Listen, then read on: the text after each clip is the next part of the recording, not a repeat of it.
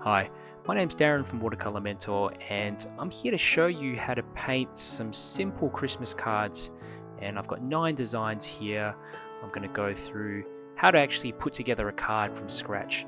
So how to do the paintings, how to fold the cards, what kind of cardstock to use, what materials you need. You'll be surprised how easy it is to actually put these together.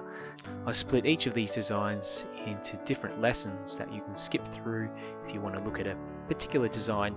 And by the end of the class, you should have a few finished paintings and finished cards that you can either sell or give to your friends and family.